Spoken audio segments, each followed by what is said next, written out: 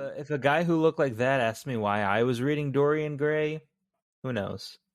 Oh, my pants would be off so quick. I finally Watched. I finally Watched. I finally watched. I finally watched. I finally Watched. Hey, everybody. Welcome to another episode of I Finally Watched. This is David. And this is Alon. And today we finally watched 500 Days of Summer again. So this month, I came up with an idea that as a gift to ourselves, because it's the Christmas/holiday season, that we could just do whatever movies we wanted. Because there are, I don't know, I think I've asked Alon maybe like 7 times if he's seen The Perks of Being a Wallflower and Inside Man, which are 2 that we're going to do later. And I know that you've asked me at least a few times about 500 Days of Summer. And so here we are. Here we are. And yeah, I mean, it's not like we're going to fill this entire month up with movies that both of us have seen and with movies that we, hold close to our hearts. But we're going to have at least one of our traditional Christmas movie, but not a Christmas movie. But yeah, I think splitting this month with movies that are your favorites that both of us have seen and that are my favorites that both of us have seen, starting with 500 Days of Summer. How did you see this movie? Like the first time? Yeah. No, this time. Like, choose a the- VPN? Yes, the first time. Both are legitimate questions. I so happen to have this movie on DVD. So I watched it that way. Dose. But the first time I watched this, I think it was just on pay-per-view. I was in high school and I was just broken up with, and I watched it, and it helped me get over my heartbreak. And after that, it actually became one of my all-time favorite movies. Because I consider it much like Swingers, like an emotional healing movie for teenage men who've been heartbroken. Yeah. And I don't know if I've talked about this before. I know I've told you this before, but I saw this with Zach, who you've met, in a double feature, this and Hurt Locker, and a double feature where you only pay for one. And it's probably like one of the, for a while it was clearly the best like double feature I've ever gone to. And then this last year, I'm older now, so this last year I did a double feature where I paid for both movies, and I saw Licorice Pizza and The Worst Person in the World. Another double feature I did one time was 127 Hours and then My Blue Valentine. And talk about a double feature that makes you want to blow your head clean off your shoulders. Like, that's not something I'd recommend. Bet. I really loved this movie too, and I think it definitely has a hopeful feel to the end of it. I will say that, like, you and I are both like happily married now, but watching it again, I watched this like a few months back, and it like brings up like a lot of like memories of like like I think a lot of guys go through something similar that Joseph Gordon-Levitt does here, where you're like, you like someone that like either doesn't like see you that way, or just doesn't want to commit, or whatever, or just like you play the games that you have to when you're dating, and it's just like the most frustrating thing in the world for men and women. And so like seeing it, I'm just like, ugh, like it almost like takes you back, and you're just like, no thank you. But it's still like such a great movie, and I think like I narrowed it down to like 3 things that I really like love about it that I think sets it apart, because it's just a very normal, it's like the opposite of a rom-com. It's like an anti-rom-com, because they don't end up together. But Right. I think the narration is really cool in the beginning, and then it's used a couple times throughout. And then obviously using the days, right? Like marking each day and showing like when stuff happened, I think is a really cool device that works really well. but then also it's like the out of order nature of it, right? Like showing, you'll have a scene where like things are going great and he's like, they're having like a really cute date at IKEA, and then they're showing like a really horrible, like when they go to IKEA again and like things aren't working out anymore. And I also think too, like your perception of the Summer character and your perception of the Joseph Gordon-Levitt character like really changes from when you watch it as a teen or 20 something to now. And just So like he's cringe as hell. yeah, he's not a good guy, and it's actually funny that you say that. So let me ask you a question, because for me, I feel like He's I a think Reddit good guy. yeah, he's an R dash good guy. Nice guy is what we would call it. Right. The the thing that I found interesting, and as we go through the movie, we'll point out specifics. But this movie, some dialogue did not age well at all, just of our current Mm-mm. like sensitivity in our society. But more so than that, it didn't age well for me. I'm pretty sure last time I watched this movie was about 10 years ago, and I mean, I'm a much different person than I was. Apart from being married and being in a happy relationship, it's funny how kind of up on the pedestal you put Joseph Gordon-Levitt's character when you are sympathizing with him, right? When you're like at that emotional state. But now that we're not, and we're rewatching it, it's really blatant that he he's kind of like the equivalent of like a pick me girl, but he's a guy, right? So it's just like you said, cringe, but it's more than that. It's just he's like not a good guy. There's a scene where he goes on like a blind date with, I think the girl's name is Allison, and she sums it up like perfectly, like perfectly. Um, and so the movie calls out on that he's not a good guy, but I think for us to feel better about it, the movie does give him a somewhat hopeful happy ending. But well, I don't think it's making like a judgment overall that he's not a good person. I think he's like, I don't know. We can talk about it as we go through it. I think he's like a selfish person, and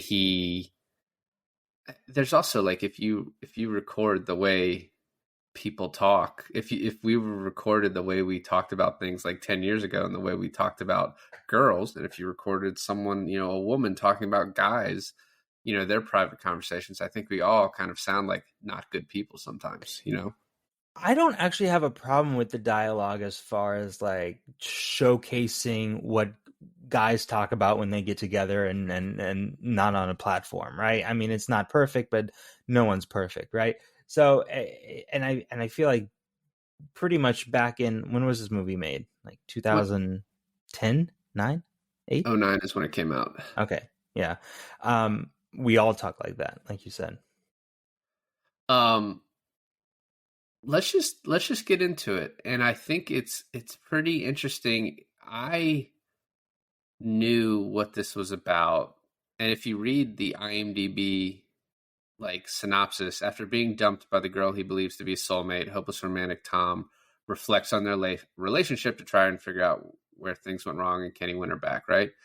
And so the movie opens on day 488, and they're sitting on a bench smiling, and you're like, oh, that's interesting. Like, and if you didn't know what this movie was, you're like, oh, okay, so this is like a romantic comedy. And she had a ring on. Well, and I don't even know if I noticed that part. Because I knew how the movie ended, right?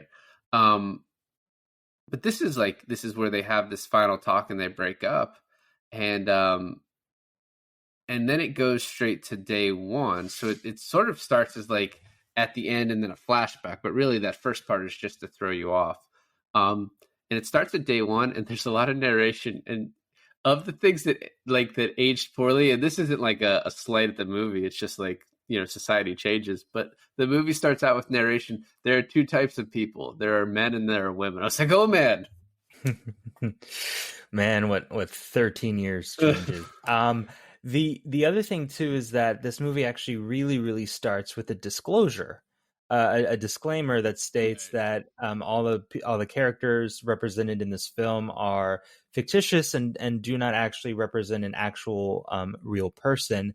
And then after that fades away, it goes, "Except for you, Shelley Blakenson, you bitch."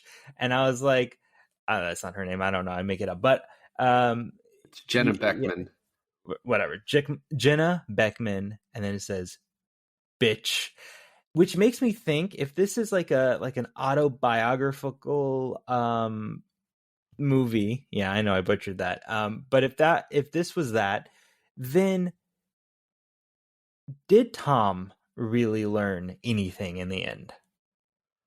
Well, I think it's based on a relationship that the guy who wrote the movie, or one of the writers on the movie, had with Jenna Beckman. That's like the real girl's name. And he said that about like 75% of what goes on in the movie is like what happened in the relationship. And I think in order for him to put her actual name in there, he had to be on good terms with her. And I think calling her a bitch has to be like a tongue-in-cheek thing and him kind of realizing like, it's like him making fun of the way he felt about her. So like, one, they have to be on good terms, and two, like that has to be like a knowing joke that he's making. So yeah, I think he has grown from this, and it is really to put himself out there as like, because it doesn't paint a flattering picture of Himself. Joseph Gordon-Levitt character, right? So to kind of show like, hey, this is what I went through. This is like, I think in order to do that, you have to have grown from that moment. You know what I mean? Because you're not going to, if you're still an asshole, you're not going to show yourself as being an asshole if you haven't changed. Well, maybe, I don't know. But yeah, I see your point. So starts off like that, right? And then it does the little flashback and forth thing. And now we're like, day one, he sees her in the office. And then what does it go to? Like day 300 something, and he's breaking plates. Well, it's day one, and the narration even says like, just know up front, this is not a love story, which I think is smart, because you don't want to like depress all your people, all the people watching this. And one thing I noted too, and we've kind of talked about this a little bit, but like, I think how you feel about this movie, and I just want to say this more succinctly, like it probably has a lot to do with like where you are in your love life. So like how you see this movie, and you even said, it's 10 years later, like you see it a lot differently than you did then. But not only like how old you are, but like, are you in a happy relationship? Or are you like, have you felt jilted? Like, you know what I mean? But even going through it, I think you can see the Joseph Gordon-Levitt character differently than we maybe did back in 2009. But also there are still some things that I think the Summer character does that aren't like great, but also she's a messy person the same way he is, right? Like it's you know what I mean? She doesn't have to just do things just based on how he feels, because everyone's complex, right? Like, in the real world outside of a movie, people are complex, and we don't know what's going on in their heads, or one thing I really like about this film is that it shows like she's in a good headspace. She heard him listening to the Smiths and she wanted to comment on it. And then later on, you can see something is troubling her, and he's playing the Smiths like loudly on his computer, hoping that she's going to like hear it and approach him about it or something. And she just like walks away. And in his head, he is like, oh, what a bitch. She just completely ignored me. But like, you can clearly tell something is going on outside of, the world doesn't exactly revolve around Tom. And so it's like more complex than one note characters that we're kind of used to seeing in films. Well, and that whole thing right there, I want to talk about in a second, because that's like a whole like, oh, I'm going to show her my interest, and then I need her to do all the work, which is also a thing that guys do, right? Exactly. It's a thing that girls do too. Like, no one wants to put themselves out there, especially like at a teenagers, 20 somethings. But what the movie does really well is this is a movie from Tom's point of view, but I think it still gives a well-rounded portrayal of the Summer character, especially like at the end, where you don't just think like this or that about her. Like you get a pretty good picture of her. And so the movie starts at day one, then it goes to day 290, and you get the Chloe Grace Moretz character, which is the first thing I've ever seen her in, and probably the first thing she did, but I don't know. It was either that or Kick Ass, but she's so great, and she's like honestly the most level-headed character in the whole movie.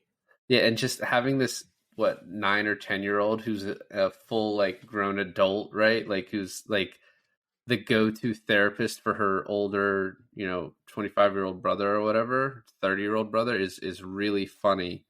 And then also you have, your celebrity nemesis in, was it Grey Goobler? Matthew Grey Goobler. Yeah, you only call him my celebrity nemesis because my wife might leave me for him if given the opportunity. If anyone wants to know what you look like, it's this guy. And also I really love Jeffrey Arend, who plays Mackenzie, which I didn't know his name in this, so I'm just going to refer to him as the friend most of the time. He's hilarious in this. And they're all just trying to make him feel better. And, we also get at this day 290, we get him explaining like things are over. And then we get a flashback to earlier in the day on 290 when they're eating pancakes. And she's like, this isn't going well. And he's like, what are you talking about? I thought things were going great. And she's like, you can't mean that. We've been fighting for forever. Like Sid Vicious and Nancy. You think I'm Sid Vicious? No, I'm Sid Vicious. But there's this line right at the end where she's like, as he's walking away, she's like, you're still my best friend. It's like, get the fuck out of here.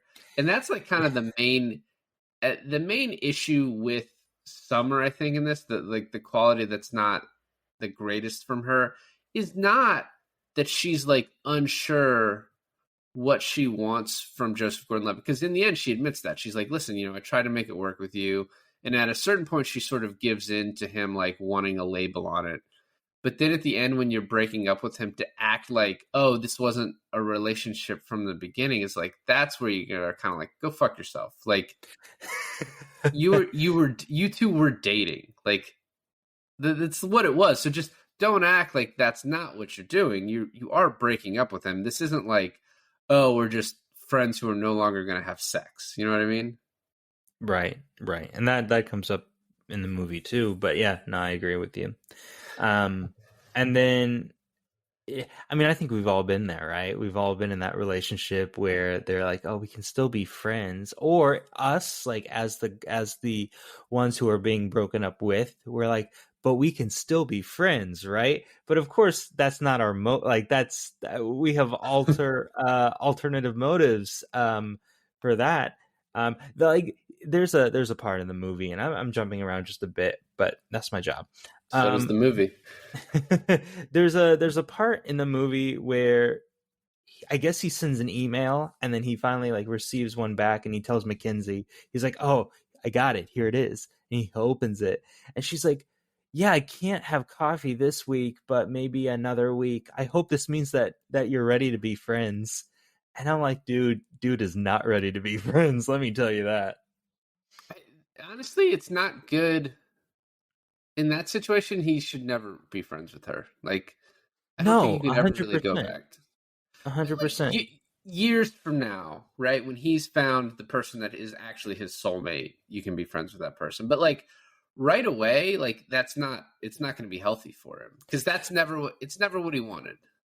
To be completely fair, is that, and I agree with you, but for the other person to even like play with the possibility that person could still be your friend so close after the breakup, like you're just kidding yourself too. Yeah, no, absolutely. Well, I mean, it's honest. I forget what movie or TV show it is where the girl was like, oh, we could still be friends. She's like, And I think the guy's like, I don't, I don't, why would I want to be friends? She's like, well, I don't want to be friends with you. I don't actually want to be friends with you. That's just the thing you say to like, as you end things. Like, we're not going to actually be friends. It's just like, it's just being nice. Well, that's the thing. Like, oh, we're gonna still be friends, right? Is like a thing that the person who's breaking up with the person says Right. to like be passive about the thing and like to bring down the emotions. But then the one that's being broken up with says it to maybe there's a chance in the future that if we hang out more often enough, then we can like be together again, right? It's like that. Yeah. This is like a therapy session. We're married, guys. It doesn't matter. We're working So- through some stuff, you know. So what's funny is the movie does go back and forth, but it actually is a little bit more linear than I like kind of remember. You know what I mean? Like, I agree. So it goes to it. There's some major points in this, and it's like day 290 is a major point, and then basically it's like the beginning. And so we're now on day one. He's kind of looking at Summer, and he's immediately interested in her. And then it skips to day 3, and Mackenzie's like, I heard she's a bitch. What's his name tried to talk to her, and she just totally wasn't having it. And this is like where you get like a little hint of like Joseph Gordon-Levitt's a nice guy, right? Because he's like, oh, why do pretty girls think they can get away with stuff like that? It's like, oh my God. Yeah, he's starting to move into that incel territory that's not very flattering.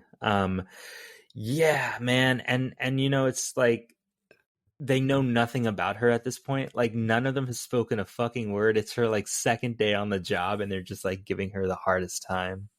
Or, Yeah, and so, like not even giving her the hardest time, but like giving her the hardest time between each other. yeah. But then all it takes is a day later, she's like, hears him listen to something, and she's like, I love the Smiths. He's like, oh shit, really? Like, oh no, I'm back in. Like she's hooked me again. Yeah. Say what you want though. This like take all of the rom-coms, like the You've Got Mails and the Sleepless in Seattles, and like they're feel good and they're fun to watch or whatever, but they're like, there's like, oh, they're so unrealistic. This is the most realistic take on a relationship that I have ever seen put to film, as far as like still keeping it light, but like really, really. And I can't speak for women, but at least I know for me, I can get infatuated with a girl for just saying that she likes the same kind of music I like. Like that is totally true to like, I've been there, so. Yeah, no, yeah. And there's no rhyme or reason to what like might like make you like someone too in the beginning. Nope. Yeah. And then it's funny. So a couple days later, they're at a party, and we get this whole thing about like him saying he was going to be an architect, but she's doing this. And it is funny towards the end, you see all these signs where it's like the thing she seems to not be so sure about him is his like lack of ambition, and the fact that he settled for this card writing job is like the thing she seems to like the least about him. It's kind of funny because I was like I was paying attention to the movie on when she started kind of being not interested in him. That's not the right kind of saying, but you like kind of start seeing where the cracks are forming, right? In the relationship. If it's 500 Days of Summer, which I don't think is fair because they've kind of already ended it around like day 380 or something like that. But if you want to like really, really like look at where their relationship ended, it was like right at the halfway point, like 259 or something like that. Yeah, well, it's like she starts to lose interest, I think, around the time he fights the guy. That's exactly it. Yeah. So that's 259, and then she breaks up with him at 290. Guys, we are really into the days, just to let you know that is like the way we're going to talk about this movie. And because there's also some funny math with like how quickly she moves on to, that's like really like you're allowed to do what you want, but it's frustrating. It's really frustrating. Yeah, it's frustrating. Life is frustrating. And so it's a day 8. There's so many funny lines, but I love when on day 8 she's like, "Yeah, they called me perfectly adequate Hanson," and she's like, "They called me anal girl." And he spits out his drink, and she looks at him, and she's like, "'Cause I'm really neat and organized." Yeah, that's such a fucking good job. And that's also a thing where, because later on she's like, there's a funny line where she's like, "Oh, I'm stalking, I mean starving." So she knew what she was doing with the anal girl line too. It like wasn't an accident. No, of course not.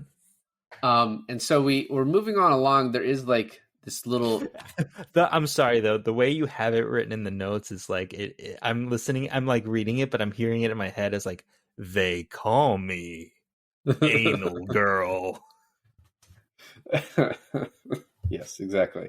Um, and there's this little cutaway to like day 154 where he's just listing all the things he loves about her, and it's such a thing that people do too when you're in the loving phase, like all the stuff you love about them.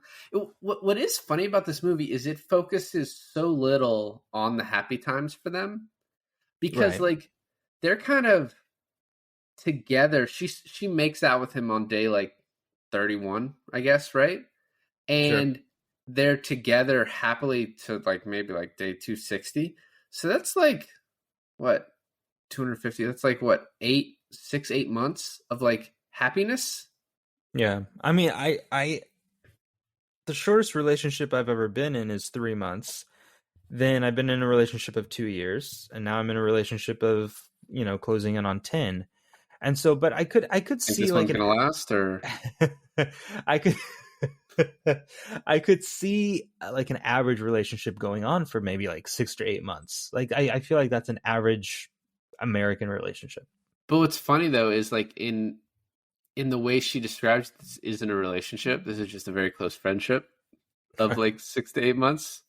I've been I've been I've had some of those close friendships too. Um yeah, the other thing I wanted to say is that the part where he's like, "Oh, I love Summer. I love her teeth and the way she licks her lips before she talks and the little heart-shaped mole on her neck and all this stuff like that." This movie is really good at mirroring itself with like scenes from like the good scene from the IKEA store and then Yep. the bad scene from the IKEA store. And I think that's what you're talking about. Correct me if I'm wrong, but that's what you're talking about when you say that this movie is more linear than you remember because it mirrors itself so well.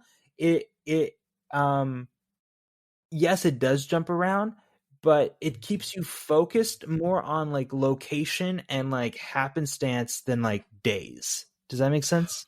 Well, yeah, too. And so like, but also it's there's no like it's the movie's symmetrical, but then Hmm. the way it's structured is not. So like in a little bit, we're gonna have their first date at IKEA, but right before that, it shows like the bad date at IKEA. And then it just showed in the beginning of the movie, like when he's day 154 and all the lovingness. And then towards the end of the movie, it shows like him listing off the things he hates about her. But that's like way chronologically later in the movie. And so there's like it's really the movie is just structured in a very unique way that I think like keeps you engaged, and it's just is like it's just different. And what's really interesting is this was this the director of this is his directorial debut. He'd done music videos before this, but then he comes out with this, which is like so stylized and such an interesting movie. And he did the Amazing Spider-Man movies. I saw the first one. I never saw the second one, but I really liked the first one. And then after that, not a lot, some TV, but nothing crazy. And so it's just to start out so hot with this, and then you get the Spider-Man movies, which I think the first one is at least good. It's just interesting that he hasn't kind of like done anything. He does the Spider-Man movies. His name is Mark Webb. It's kind of Uh-huh. funny, I know. but it just like this movie is so inventive in the way it tells the story, and it's like I don't know why this guy hasn't been doing more since then. Just the way that works. Yeah, it's weird. I mean, the Spider-Man 2 bombed pretty hard, I think. Although it had to have made a lot of money because it's a fucking superhero movie. So I don't know. But what's interesting is that yeah, it's an interesting story to tell. Number one, number two, it's like repositioned and edited in a very interesting way that not really many movies could get away with doing that and working out well. Number three, it has these weird scenes, right? Like it's a pretty like here's a movie about a boy, about a girl, and this is their love life. That's not so much, right? But then it's like there's like a whole musical number in the middle of this movie, and there's like this whole dream sequence where he imagines his life as a tragic French film, and then there's that scene towards the end where it's like his expectations versus his reality. So you have these like really interesting ways of like communicating and visually like showing you his emotions and his headspace and where he's at right now. But they're like just a few scenes. It's that tonally doesn't really go with the rest of the movie, but it still works, you know? Yeah, there's even that scene in the middle which the studio didn't want, but of like a documentary about love where they talk to like his two of his friends, right? Oh yeah, And that and was his boss, Agent yeah, Coulson. and that was even supposed to be longer with like interviews with other people, but yeah, I actually like really liked all of those touches too. Mhm. Each one of them I think is just like you're like, oh, this is so cool. And then yeah, the dance number in the middle is really great. So we're day 11 like through like 22 basically. And I like it's such a teen 20 something thing. Like this movie, like Joseph Gordon-Levitt plays such a character that we all know, but going back and forth of like, oh, she really likes me, and then she's like, I asked her how her weekend was. She said it's good. So clearly she was just fucking dudes all weekend. I love his friends, and it's just like, you know, like obviously Matthew Gray Gubler, who plays Paul, he's very kind of like level-headed. He's been in a relationship forever, and you know, he's kind of like, and he's sarcastic, right? In like the perfect way. He's like, well, did she say hey instead of hi, because that means she's a lesbian? And like that's another great quote from the movie. But then Mackenzie is like that super immature friend that always is like, he doesn't know how to, like, he can't empathize with you with like handling a relationship, so he goes like the super like nice guy route. So they're dynamic, and Joseph Levitt's kind of like in between that a bit, I guess. But their dynamic is great, especially in that scene that you're talking about, the 11 through 22, where he's like, yeah, I keep giving her chances, playing the music and stuff like that. He says, but she doesn't, you know. And then he goes to like his little sister, Chloe, and she's like, you know, you could just ask her out and stop being such a pussy, right? Right, absolutely. And so the next thing we get with the karaoke, I think, is really great. And like Mackenzie is his friend is like is an interesting character. You know, you just said like how Joseph Gordon-Levitt is kind of in between them, because he is like very much a women kind of suck. You know what I mean? Like guy. Mm-hmm. Yeah. Especially when the documentary later, when he's like, you know, I'm just wanting for cute and willing, you know, and the cute is like negotiable. It's just like, oh, that's sad. Real sad. But the karaoke scenes are cool because it's like you get this dialogue between Joseph Gordon-Levitt and Summer, Zooey Deschanel, with where he's like a hopeless romantic and she's like, oh, my parents got divorced, so I don't believe in love. Like, yeah, and he's like, yeah, mine too. Like his parents also got divorced, but he still believes in love. And I don't know if you caught it at the beginning where he's like, he believes in like true love because of a misrepresentation of the movie The Graduate. And then you only like to see them watching The Graduate in theaters, and she's bawling and he's like having none of it. It's so interesting because she's bawling because she gets it, right? I don't know if you've ever seen have you ever seen The Graduate? I haven't, and I was like, that is a blind spot for me. And I would probably misinterpret it too. Maybe a little bit. So basically, can I give you like a no, you can't ruin The Graduate for me, even though I know how it ends. Well, let me tell you what it just means without ruining it for you. Okay, so they're sitting there in the back of the bus, and they've, you know, she's in a wedding dress, and he's happy, and they're both like laughing and happy, and then they both have these like really somber looks on their face, because like really reality set in, because they just got off the high of like, oh, this is love and we're doing all these things because of love. And then when they have like a moment to themselves and they really sit down and just think about it for a second, they realize like, oh shit, what have we really got ourselves into? And like, it's sad. It's not supposed to be happy. Like on the surface area, it is supposed to be like, oh, happy, they finally did it, right? They finally conquered love or whatever. But she's crying about it. Like she gets it. She's like, this is a tragedy, which it is. but he is like bewildered on why she's crying about it, because he's like, oh, they conquered love, they did it, because he's so like a surface level romantic, you know. Well, and also she's like the realization in The Graduate, because they show the ending scene and like the acting's done well enough that I could get it even from watching 30 seconds. Right. But like the realization of like, oh shit, those two are now like, they're kind of stuck together because they've made this decision to end the wedding she was in, and now they're together. And she's like, am I stuck with, Joseph Gordon-Levitt? Are we like, I need to get out of this. Is this the right decision, right? And is it the right decision at the end of The Graduate that they've just made? Is this the right decision to be with him? Because she admits later on, like, the one thing I was never sure about with you, like, were you the one? Was I going to end up with you? Really, if you had been an architect, maybe I would have, because I really like that bench. And and you know what though? I mean, throw in a love triangle between her and Zooey Deschanel's mom with Joseph Gordon-Levitt. I don't know. You got something different there. So who knows? And what's funny is so Mackenzie's singing "I'm Proud to Be an American," and then right after that, them putting him in the cab, and he's like, "Hey, he likes you," and Joseph Gordon-Levitt's, "All right, get in the cab." You know what's funny is like he's like, "Oh, why'd you do that?" But you wanted him to do that. Like you, 100%. Like everyone so wants happy. That push. Yeah. Except you're so happy he did it, but then you're like, well, no, I like you as a friend. Yeah, like whatever. He plays it too cool, and she knows though, like it's not even funny. Yeah, he's too much. He's basically what his sister said. He's too much of a pussy. Yeah. And so then, the next day, like the next Monday at work, day 31, they're at the copier, and then she just makes out with him, right? And then it's like she does these things where she's like, oh, you're a really interesting guy. I want to be friends with you. And then it's like, but you don't passionately make out with your friend at the copier. You know what I mean? Yeah. Okay, first of all, very hot makeout scene. I'll tell you that right now. Very, very good.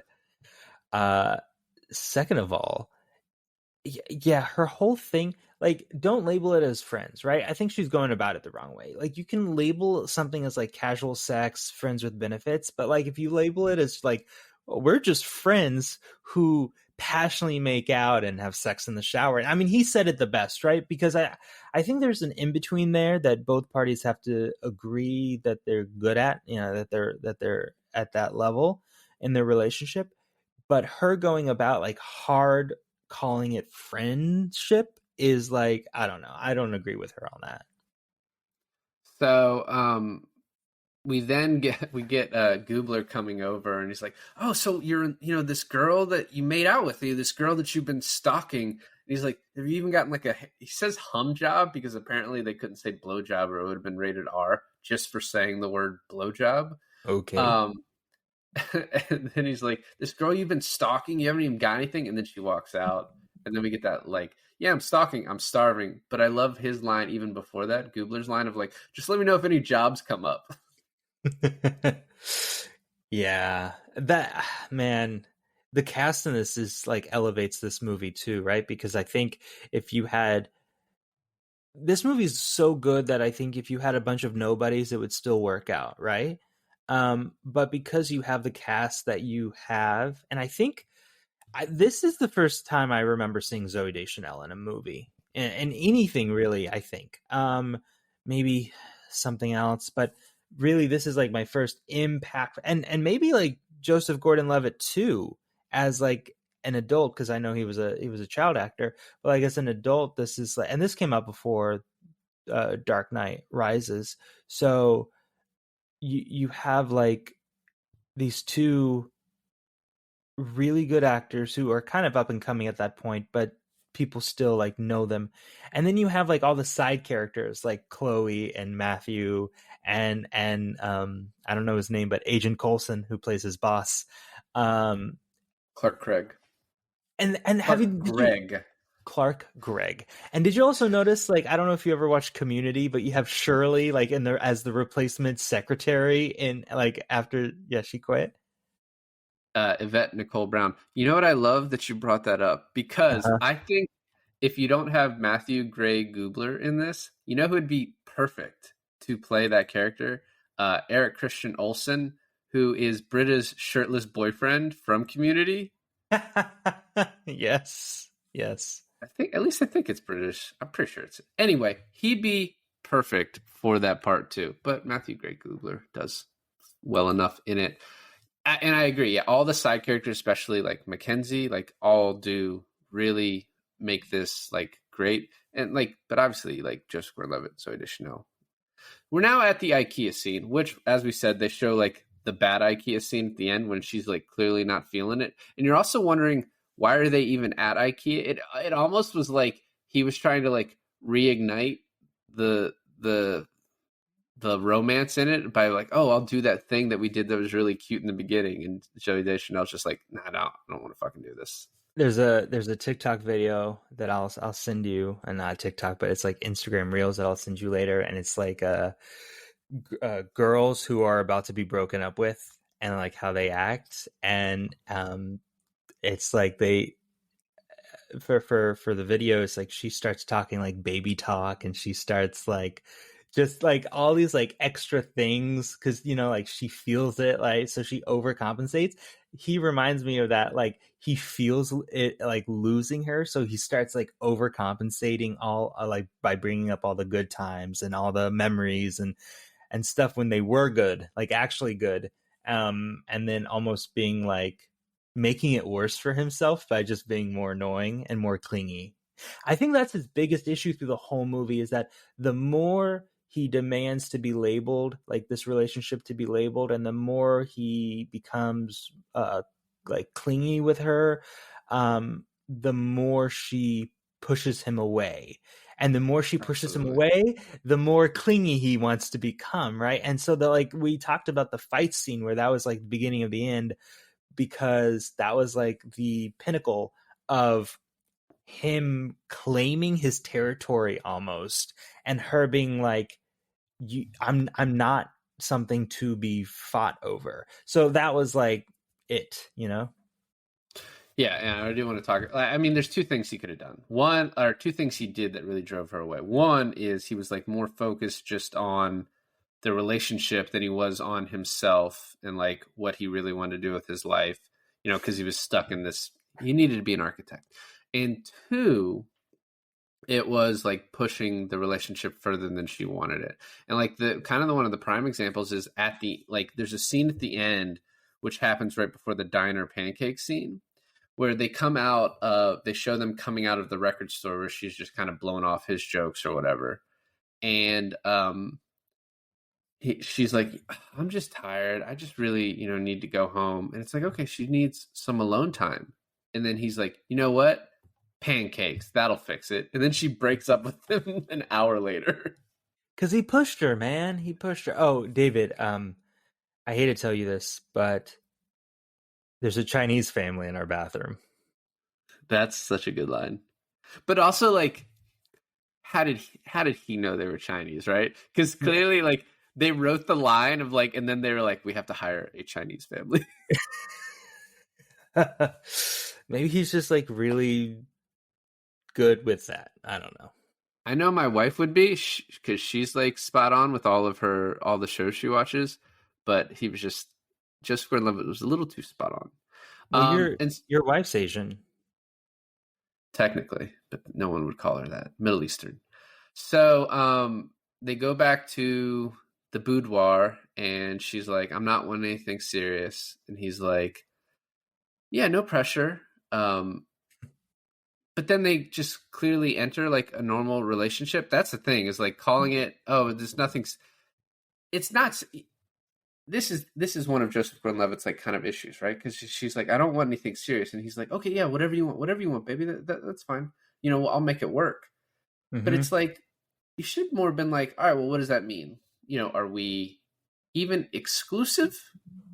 Because that's not really ever talked about in the movie. She's just like, you're my friend, but she just keeps sleeping with him. Right.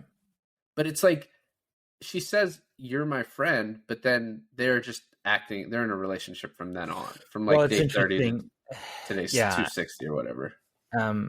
So from the point I think we're like day 34, and they're laying in the bedroom of the IKEA, right? And then it's kind of a cut to them laying in her room. Maybe it's his bed. It's his for now.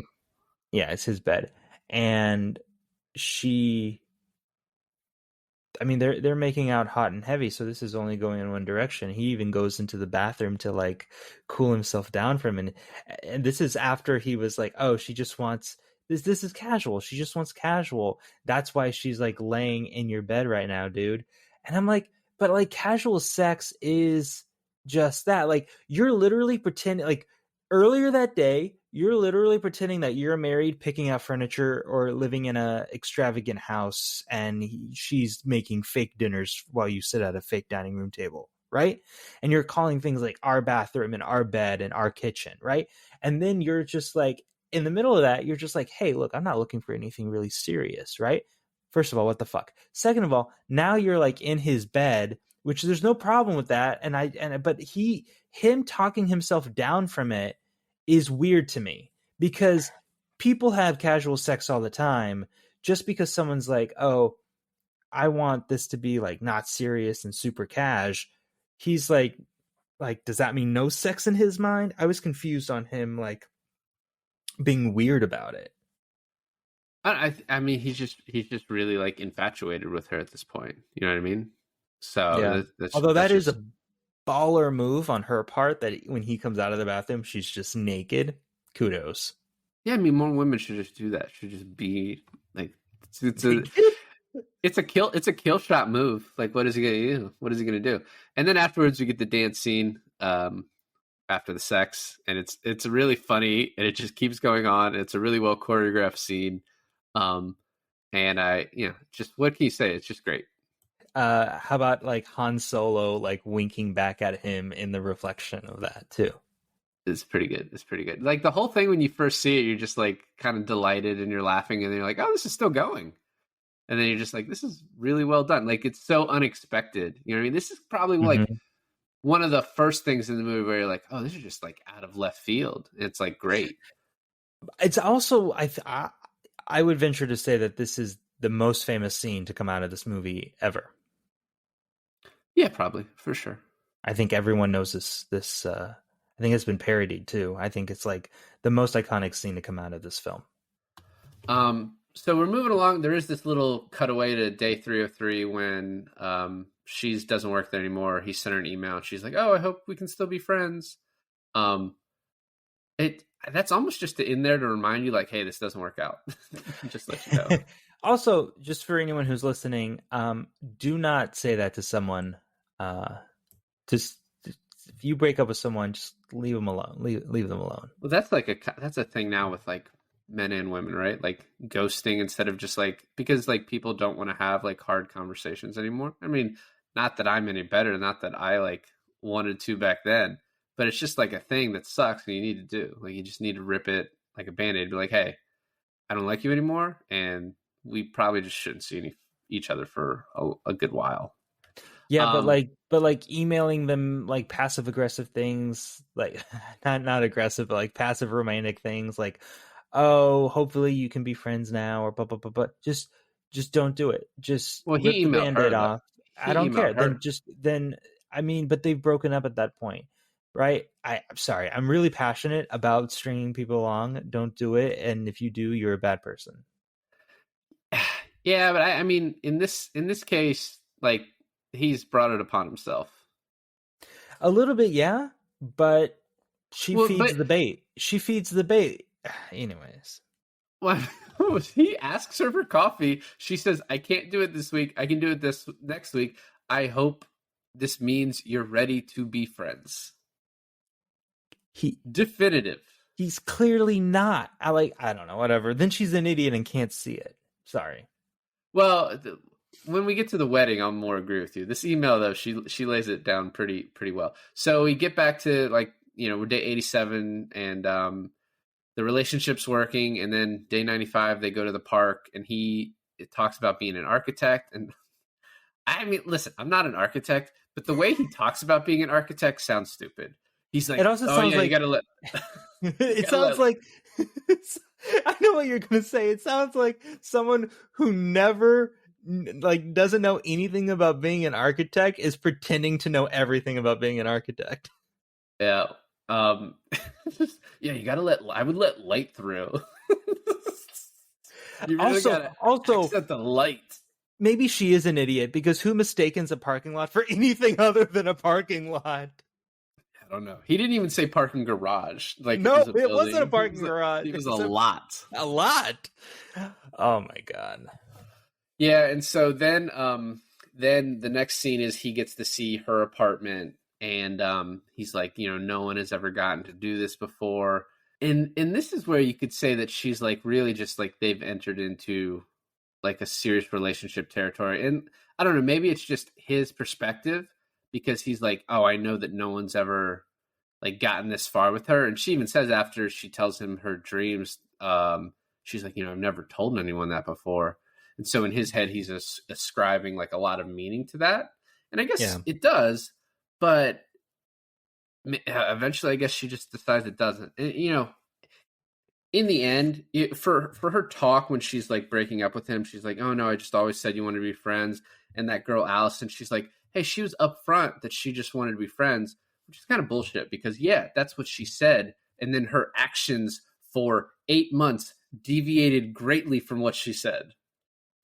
And I guess they just never had a conversation about it of him being like, it seems like stuff has changed. Like what's happening here? I mean, they did, but it was after the fight, and it was already kind of like too late. Well, in on day 290, when she's like, "Oh, we were just friends," he's like, "No, fuck that," and that's why he gets so mad and walks away because he's like, "That you're really gonna say that after all this time, after 8 months, that like this was a friendship because that's not what this was." It's hard, right? Because he's so in love with her, and for the most part, he's the main character of the story. So we see everything coming from his perspective for the most part. But it's tough, right? Because he is so in love with her, and she's trying, right? Like that's revealed too at the end of the movie. She's really trying to be as in love with him as he is with her, and she can't get there. Right? Like she said, when love hits you, you know it. Or he said that, or one of them said that. But it's almost like the whole relationship, like the 7 to 8 months of the actual relationship, she's putting up this wall almost to protect him because she knows that she doesn't feel it. And even though she's trying real hard, she doesn't want to get his hopes too high into thinking like, oh, maybe one day things will change. Now, what she should have done, to be fair, is end it a lot sooner, probably. But you can't say she didn't really give it her all in trying, because then when she did meet the right guy, things fell together for her. You know how you can tell like how well written this movie is that like 30 seconds ago you're like, fuck that bitch, she did this, and I was like, no, she was perfectly reasonable in that email. And then I'm like, oh, she showed him her apartment, and you're like, oh, she was trying. Yeah, that would be true. So next we right after this we get another not aged great scene where he's like, yeah, we don't need labels, and he's like, Mackenzie's like, oh, sounds pretty gay to me. Reminds me of that other reel that you sent me where he's like, oh, did you hear 90s trends are coming back? And when I said that's so gay, everyone got mad. I guess it's not all 90s trends. It would be interesting to know when was the delineating line where as a society people were like, okay, yeah, we finally admit that's not a cool thing to say. Because there was a while where people fought it. We're like, no, it's not offensive. It's like, it clearly is. Yeah. So we then go way into the future, 259. This is the fight. And this is like a big thing I wanted to talk about. Because she gets mad at him for getting into the fight with this guy. And it's like, I actually completely kind of see her point. And I think he sort of, obviously he handled it wrong, right? Because he didn't punch that guy because she needed to be defended. This guy was just being like too aggressive and asking, her out. And he really was punching the guy because the guy was like, "Oh, this couldn't be your boyfriend. This is your boyfriend." And he's like, "Well, I'm not even her boyfriend. She won't even call me her boyfriend." It's like, that's why he wasn't even mad at this guy. He was kind of mad at the situation she put him in, and he was like defending himself, really. And really what he should have done when the guy's like, "Is this your boyfriend?" He'd be like, "I'm not a boyfriend. I'm just a friend. Just just we fuck sometimes, but like not boyfriend." Just You know what though? That's actually genius, right? Because if he said that, she would have given him a look, right? Like she would have looked at him like, "What are you doing? Why are you like throwing me to this wolf?" Almost like, I wonder if the movie would have played out. I wonder. Think about it this way, right? Because we already kind of established that the more harder he holds on to her, the more she's wanting to let go. If he, at that point where the cracks were forming in the relationship, was like, "Nah, man, she's made it very clear I'm not her boyfriend. Like, I'm just her friend, so you can just ignore me. I'll just be drinking my drink or whatever." I wonder if that would be like a wake up call for her, being like, "Oh shit, maybe I should put a label on it or something." Well, I don't know. I think she would have come to the same conclusion. And so then they go back to the apartment where she's kind of yelling at him, and he's like, "We've been fucking for months. You can't just say we're friends. You don't do that with your friends." And he leaves. And I think this is where, and I'm not ascribing any kind of like negative characteristics to her because of this, but she comes over to his apartment at night. And this is like clearly the thing you do when you're like, "No, I really like this person, and I want to keep this relationship not being a friendship." I've never showed up at a friend's house at 3 a.m. for any reason. Well, to hang out, maybe we were both awake, but like not to save the relationship, I'll tell you that. And so for her to come over to his house at this point, and I agree that she's like going back and forth in her own head, but it's like, you clearly have made a decision at this point of like, this is more than just a friendship. But what's weird is that's 259, and she breaks up with him 31 days later on 290. What's even weirder is that there's a scene earlier that night after the fight before she comes over where they're just staring at each other's phones and kind of like thinking about calling the other person, and they don't. She goes one step farther and she shows up at his place. But the fact that he doesn't, one, it kind of seems out of character, right? Like it seems like his character would kind of call her, right? Or it would really seem more of his character that he's the one that shows up at her place at 3 a.m, right? But this could have been the perfect time to let it go. He was fed up. He didn't call her. She's not feeling it. This would have been the perfect time to break up. And yet she does this like grand romantic gesture of showing up. So now the ball's in her court. Now anything from now on is kind of her fault. And then the next day they have this conversation about her ex-boyfriends, and I love the fucking Puma line, especially when they call him the Puma. He's like, "Why?" And then they zoom in on the picture on his huge dick under the pants. Is that huge? I don't know. It was pretty massive. And then I love later on when she's like, he's like, "Oh, did you go to a lot of movies with the Puma?" She's like, "Oh, we rarely left the room." But what's funny is that's day 2. That's like day 266. Day like in the 260s, right? Like it's like, so right after that blow up, he thinks things are really good. Yeah.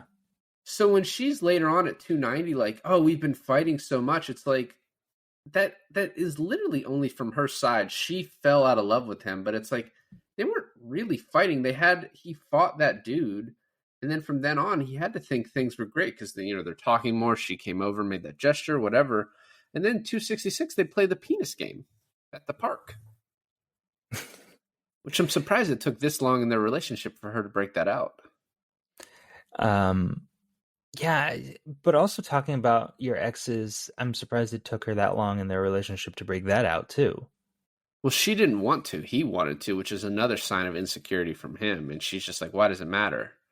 then afterwards, he's like, "Why did they end?" And she's like, "Life. They just ended because of life." Yeah. Oh, because he was actually asking because like she didn't want to put the label on, so he's like, "Did you have any people that you did use that label for?" And she's like, "Yeah, I had like 3." Yeah. And those are, she goes over the 3 guys. Oh no, one of them was a lady. One of them was a lady. Yeah. A college phase. That's another thing that doesn't age well. Just having a phase. You know what I mean? So next we get like 197 where things are going well. They go to an art gallery, then they go to a movie. It's called Vagiant, which is funny. It's like a vampire giant.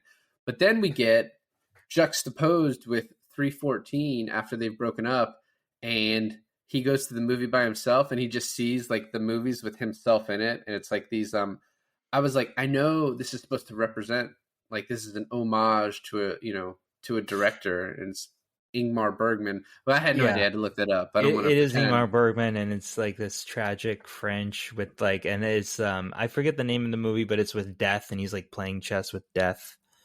Yeah, and I found this is like the second part of the movie where it just like tonally deviates from like the rest of the film, but also really works well into establishing his headspace in the moment, where he like views his life as like a tragic French film where it's like the mime slapping him and like yeah.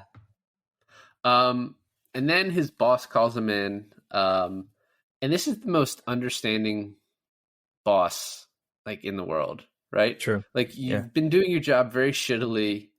And he's like, yeah, we all know about Summer. I'm not mad about it or whatever. I don't know what the etiquette is for inter-office relationships at this card writing company. But then he's like, let's just use that sadness, funerals, stuff like that. He says a line. It's such a great line. I'm going to butcher it, but I'm going to try my best here. He goes, sadness, despair, loss of hope. Those things are perfect for you. He even says no reason to live. No reason to live. Those things are perfect for you. Yeah. And this is then juxtaposed with like 167, day 167, where he's like, everyone comes to him to write cards, and he's like a genius that can just like spit out lines because he's so in love right now. Yeah, so that was cool, right? And when Mackenzie was like, I don't know another way to say congratulations, and he's like, every day I'm proud of you, but today you get a card. I was like, why isn't that a card? That's a genius card. It's really fucking good. And then right after this, we get the lists of why he hates Summer, when we had the list before of why I loved her. And then the movie gets really linear for a while. So 345 is the blind date. I love the line. She literally took a giant shit on me. And the girl's like, literally? No, not literally. That's fucking disgusting. What's wrong with you? Yeah. Yeah. And you know what? I think her name's Allison. She dodged a bullet on that one, honestly. She stayed at that date way too long. Way too long. Like, why go to karaoke after the diner? Yeah, man. I don't know. And also, it's like, when you tell her, like, yeah, she said she didn't want a boyfriend, it's like, you have to fully explain all the rest of it to understand, like, why he felt the way he did. And he's not in a position to be able to do that. No. The next part is really, like, cool, and it's kind of like the beginning of the end of the movie. So 402, he's going to a wedding. His best friend, Mackenzie, just backs out last minute, like a ninja, as he says. And she's going to be at the wedding, too. And she just comes up to him and acts like nothing's wrong. But she keeps doing this thing, like, every time she sees him towards the end of the movie is like, how are you doing? I hope you're doing well. And it's just like, it's not what you want to hear from the person that's broken you, that they're, like, so worried that they've broken you. Because it's like, well, you think you're so special that I can't get over you? You're right. But, like, leave me alone. Yeah. Mm-hmm. Mm-hmm. And I also wondered at this point is seeing her again, like, good for him or bad for him? Like, I think it probably It's bad. It's bad. It sends him a little bit into a spiral, but I think he sees her, finds out she's engaged, and I think he is now able to go through the healing. I think the hardest part in these scenarios is when you still have hope. And when all the hope is killed, that is when it's best. Can we talk about that? The staircase up to her apartment is literally a spiral staircase, and then when he's spiraling, he's going down the stairs, and that every time he goes down the stairs, it's like something bad is in the relationship. Like he goes down the stairs when he leaves after the fight about the fight, and then he goes down the stairs about the like when he finds out she's engaged. And I just love that visual representation of like the spiraling down of the actual spiral staircase. We can talk about it. You just did. Well, and yes, I just did. And yes, it was great. It was good stuff. Yeah. And he's also reading The Architecture of Happiness, which is just so sad. It's like, I don't want you to see me reading this. It is and cute then at the he wedding. gifts it to her, and then he gifts it to her. Come on. Oh, that's a power move. That's a power move. After you're taking back your power of just like, hey, I'm not ashamed that I was reading this.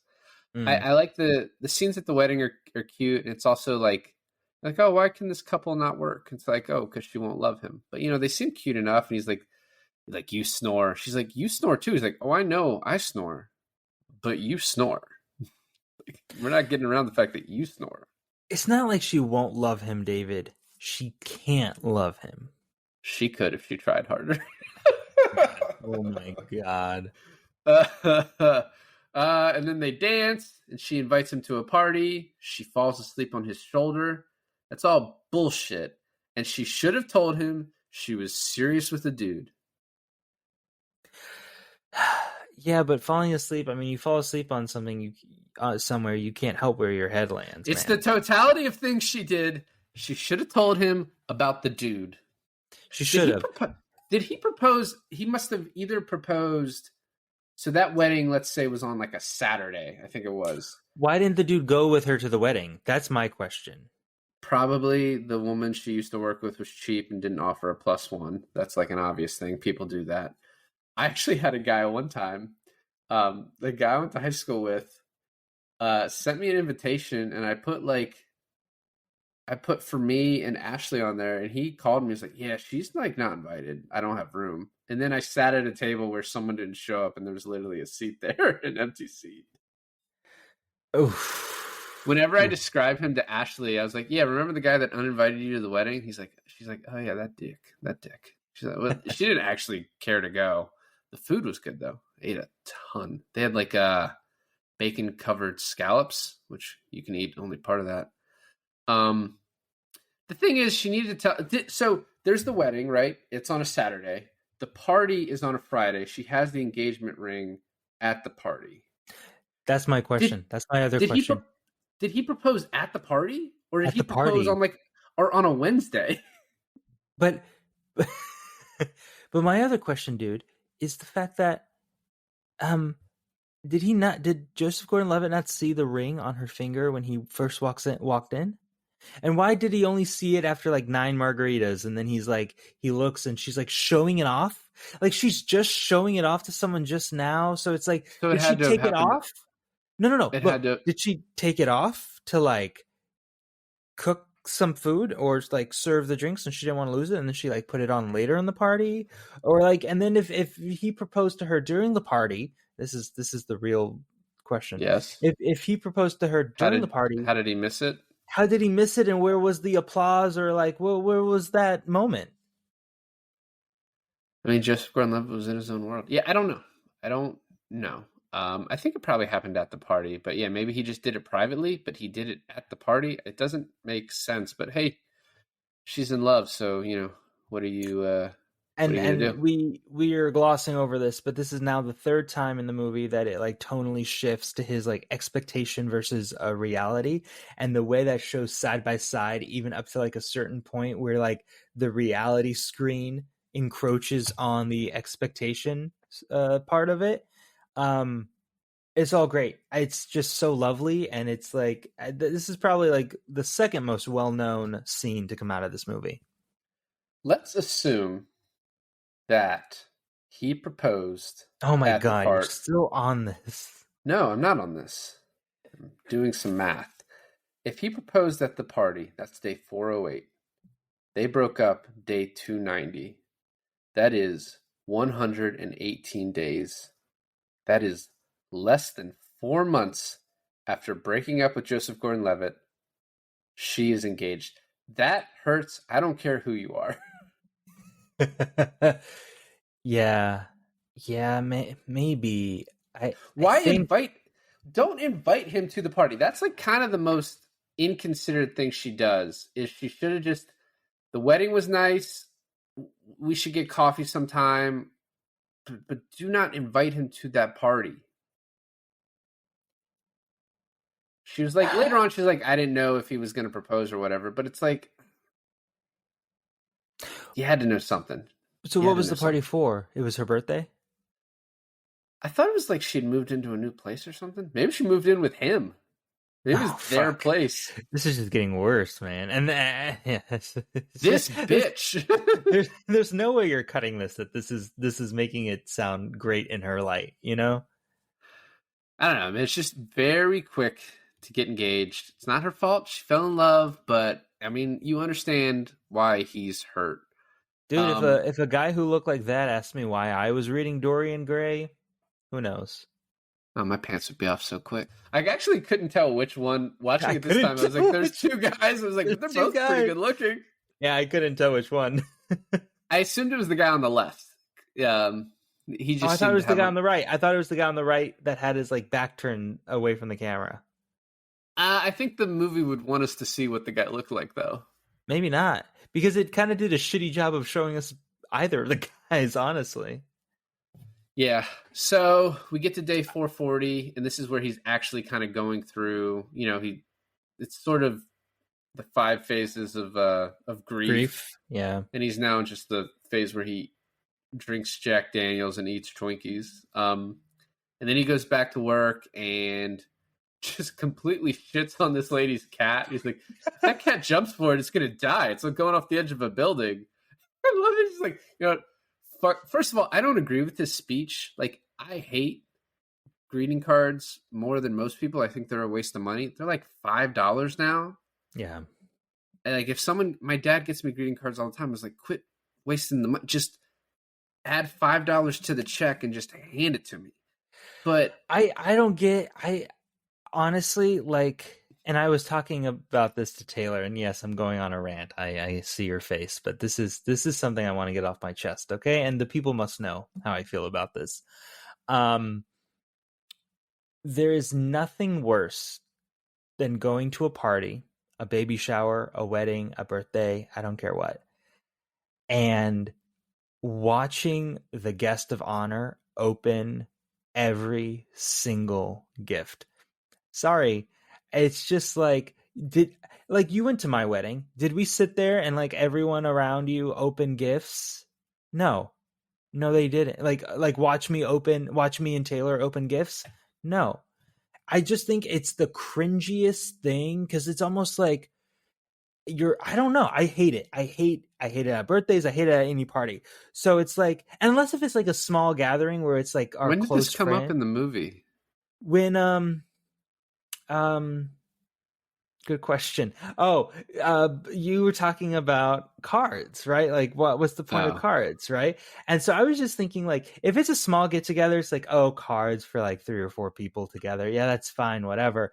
But like, you have to open the gifts, and then you have to open the cards in front of like 70 people, and you got to read the card in front of 70 people. What do? You just turn to the person, and you're like, thank you. Like, I don't know what to say. Like, your gift is so much better than the gift I opened before. I don't know. I hate it. And I think, like, if you want to give me a gift, great. But I'm going to open it up privately, and I'm going to be excited about it privately. And I'm going to, like, tell you, like, thank you later, but, like, not in front of everyone.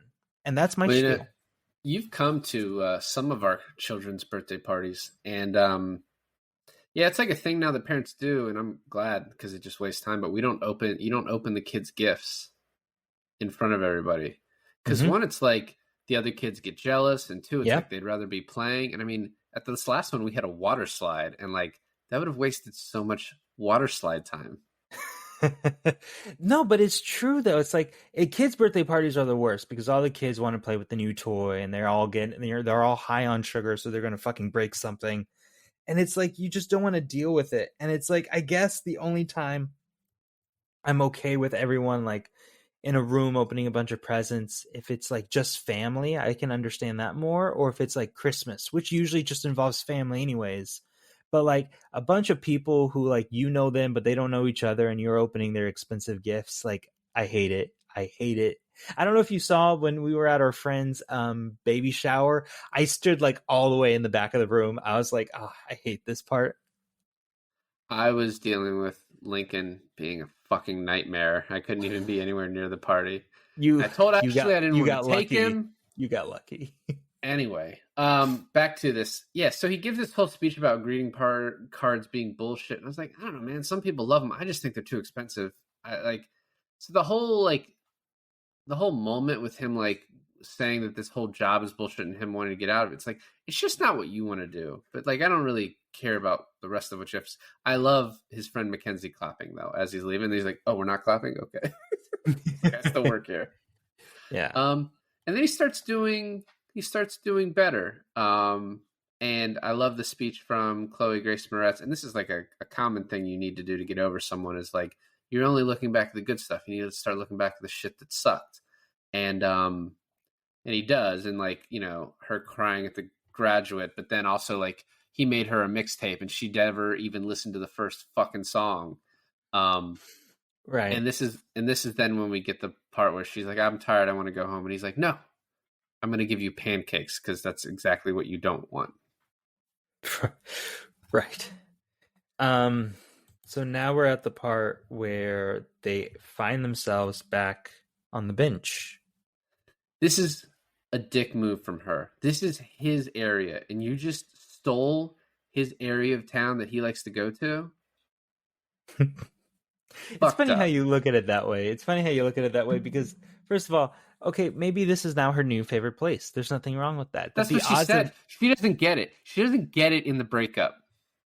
She's not an architect like him. She can have it on Tuesdays and Wednesdays when no one wants to fucking be there, but he gets weekends and Mondays and Fridays.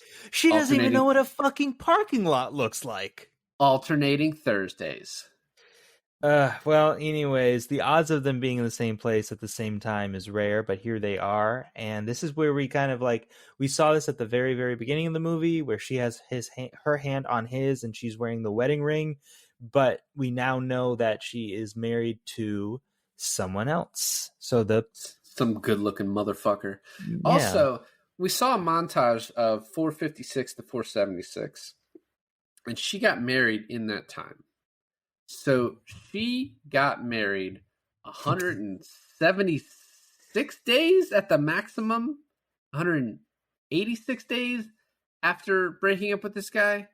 Quick math, that's like 6 months after breaking JGL's heart. Go fuck yourself. I hate this movie. I do not recommend this movie to anyone. No, not this movie. I'm on a rant. I was The Graduate? No. Shut up. Listen to me. I was gonna say I hate this movie, and I absolutely don't recommend this movie to anyone. But have you ever seen the movie Good Luck Chuck? I've seen a lot of Dane Cook movies. I don't think is he the one that fucks people and then they get married?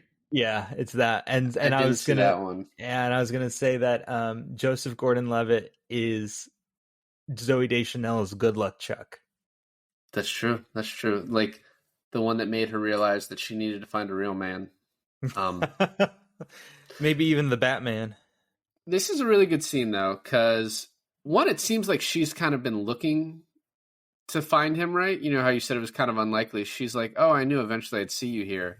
Because I think she wants to make sure he's okay, because I think she does still have like kind of feelings for him as like not wanting, she's not a bad person. But he's like, you should have told me at the wedding. She's like, I know. And then he was like, why did you dance with me? And she's like, because I wanted to. And he's like, so you just do whatever you want.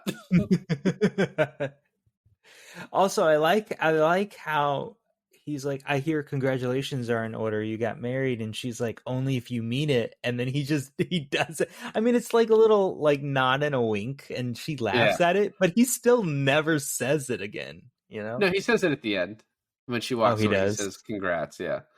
I hope you're happy. And it is funny how they like flip where he's like, well, I can't believe I believed in all that bullshit. And she's like, she laughs because she's like, dude, I'm not the one for you. We're not good for each other. I found my one. And she's like, I actually believe in it. And she's like, because I met this dude reading a book and like, you know, which it doesn't necessarily mean you met the one, right? You just met a guy that you were willing to marry. There could have been like 20 guys that you were willing to marry, but whatever. But she's like, I met this guy who now 6 months later is my husband. And she's just, I wrote in my notes, I'm happy to see you're doing well. And I wrote, what a bitch. Now it's so funny because I had no idea when I first watched this movie 10 years ago who Minka Kelly was, and now I know her very well because I saw all of Friday Night Lights. And I was just like, oh my God, it's fucking Minka Kelly. And I was just thinking like, what an upgrade. Honestly, like, hell yeah. Okay, there's no need to say it like that. But it is funny because like Zooey Deschanel in this movie is like cute and then at certain points sexy. Yeah. And then you see Minka Kelly. And I don't know. I mean, she's just very hot. She's a very attractive person. I went on her Instagram after the end of this movie and I was like, she still looks great. Yeah. Why wouldn't she, David? What? There's still looks amazing. No reason why she wouldn't. She was on a boat in South Africa with Trevor Noah. I don't know if they're still together or not, but like she seems to be doing well for herself, and I salute you, Minka Kelly. It is funny too, like this is like the meet cute, right? Like at this point, she's like, "Oh yeah, I love that spot. Except for the parking lots. Oh yeah, me too. I don't like the parking lots." And you know why this relationship will work? Because this bitch knows what a parking lot is. Okay. I don't know. No, but in all seriousness, I love the narrator where he's like walking away into the interview and then he's like, oh, Tom doesn't believe in destiny and you know, the one anymore. And then he like hesitates and he was like, oh, I forgot something. And he's like, and then the narrator's like, or does he? And then he's like, hey, you know, I want to grab a coffee. And here's like the whole destiny thing, right? Is she's like, oh, I have something to do. I have somewhere to be. And then she is like, oh, you know what? Fuck it. Whether she's supposed to meet up with another guy, whether she's supposed to meet up with one of her girlfriends, she decides to say, fuck that. I'm going to have coffee with this guy. And we assume, you know, because of the end side card where it's like day one of Autumn, right? We assume that they get in a relationship. But that reveal where he's like, my name's Tom, and she's like, Autumn, and he looks directly at the camera. It's great. Yeah, like he kind of smiles like, that's funny. So you know there's going to be a winter. So I actually kind of read that scene a little bit differently as she's like, oh, I have something to do. It almost felt like a hot girl lie that she just has an instinctual response. When someone asks her something, she's like, I'm busy that day, or I'm going to do this with a friend. Girl lie. Okay. They have to have them ready because they get asked out a lot. And so She was like, she just naturally, her instincts, she said it. And then she was like, oh, wait, no, this guy's kind of cute. And we both are architects or whatever. And so, yeah. So that's how I read it. Either way, it doesn't matter. But I don't know that she had anything going on. So I finished this movie and I turned to my wife and I said, you know what? I don't think this is one of my favorite movies anymore because it's the message to me is like different. And this is when they're still like sitting on the park bench talking. And I was like, seriously, I still like this movie. This movie is really good and really entertaining, but it's not anymore in my top 5 because I held it up in a special place in my head because I was in a certain place when I watched it at first, but now watching it again where I am in my life, I was like, it doesn't have the emotional impact to me that it did before. And then the ending happened and I was like, fuck it. No, this movie slaps. This is still like up there for me. Because of Minka Kelly? No, not just because of Minka Kelly, but like the overall message. Yeah, I don't know. I still really like this movie and I still think it holds up. But I think it does hold up better if you're like in a bad place emotionally. Everything will be all right. Yeah, don't it's know. like a gauge. It's like a gauge. It's like am I in a good or a bad place right now? Watch 500 Days of Summer and then think about how you feel, and then you'll know the answer to that question. Well, I think, as I was saying earlier, this movie kind of takes you through the emotions of I almost said Jake Gyllenhaal, Joseph Gordon-Levitt goes the JG. Joseph Gordon-Levitt goes through, and like you're kind of like, oh, I feel bad for him. But this movie kind of takes you through this like roller coaster of like, oh, I feel bad because I've experienced this, or like the JJL character, and but the ending is kind of uplifting, and you realize everything's going to be okay, and then you also realize like I'm 35 and married with 2 kids, so it's like, well, I shouldn't care about any of this, but I still feel bad for him. I still really like this movie. It's just so well done. The writing is so perfect. The fact that it like has an emotional effect on you just kind of shows you like this is something that like a lot of people have gone through. You know what I mean? And so maybe if you have, it resonates with everyone. Yeah. well, at least with a lot of people. So I I don't know, I just enjoy it every time.